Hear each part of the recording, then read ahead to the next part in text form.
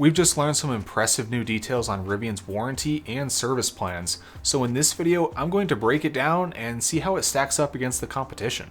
Welcome everyone, my name is Zack and I make videos about electric vehicles, so make sure to subscribe if you want to see more. So just like with any new automaker, some of the biggest concerns for potential buyers are what they're going to do when the vehicle breaks down and how much it's going to cost. And with Rivian's first deliveries of the R1S and R1T just a few months away, we finally got an update related to their vehicle warranty and service center plans. So let's start with the warranty. All new Rivians are going to come with a comprehensive, also known as bumper-to-bumper, warranty for 5 years or 60,000 miles, as well as a drivetrain and battery warranty that's good for 8 years or 175,000 miles, which is a lot of miles.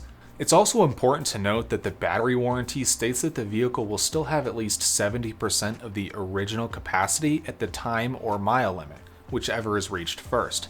And this seems to be the standard for electric vehicle battery warranties, so really no surprise there.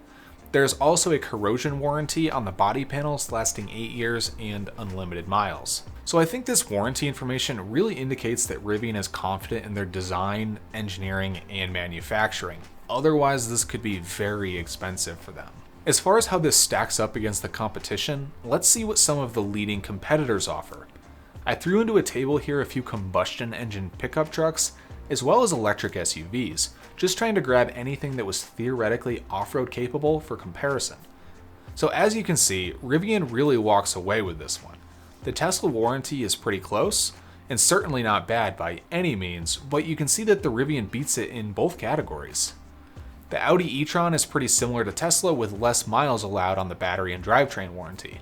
This actually seems to be the norm for electric vehicles, 8 years and 100,000 miles. Now getting into the four most popular pickup trucks that I could think of, it becomes pretty clear that combustion engine vehicles have pretty bad warranties compared to electric vehicles. All four offer the same comprehensive warranty of 3 years or 36,000 miles, and the norm for powertrain warranties seems to be 5 years or 60,000 miles. The Ram was the one exception, allowing for 100,000 miles, but still in just 5 years.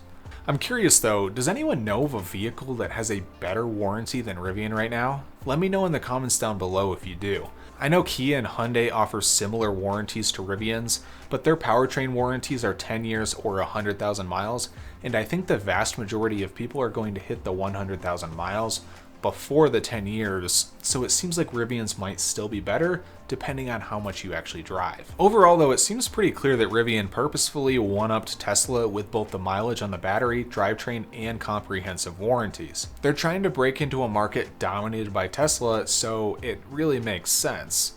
And for people taking the risk in purchasing a vehicle from a new manufacturer like this, they want the peace of mind that comes along with a warranty. But the other thing people want to understand is what happens if my vehicle does have an issue and I need service from Rivian. Luckily, we did get some answers here too, but I think there are still some outstanding questions. What we do know is that Rivian is going to be copying a lot of Tesla's plans.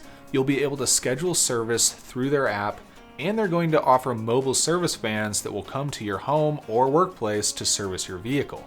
Rivian did say that if your vehicle needs to be in an actual service center, they will even pick up your vehicle and bring it to the service center themselves. And speaking of service centers, they're planning to have 40 of them in the US and Canada, and they will offer a loaner car program if your vehicle is in service. They're also setting up body shops and certifying other collision centers to work on Rivian vehicles. I think this is great that they're already thinking about and preparing for this. No one wants to be in a car accident, but it's bound to happen to someone, and being the first person that needs bodywork on a new vehicle and nowhere to get it done would be incredibly frustrating. One of the more interesting features of Rivian's service plans is called Rivian Remote Care. This sounds like a diagnostic software system within the car that will notify you if anything seems off and direct you to schedule service. Rivian can then remotely access your vehicle and install software updates, or perform diagnostics to understand if they need to send a technician out to you. As far as my thoughts on their service plans, I think it's about what was expected. The service vans that come to you are a great idea that I hope catch on throughout the industry, but especially for a new automaker with no service centers at the moment, I think it's something you almost have to provide. My big question though is, how far will they travel? Is there a limit?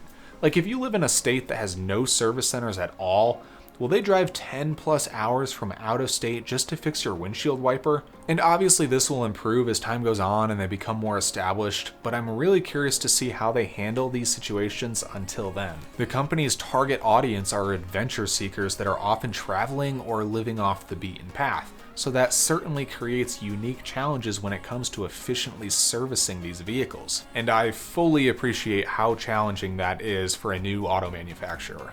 Overall though, I'm impressed with Rivian's plans and still incredibly excited to start seeing them around and getting my hands on one to test out.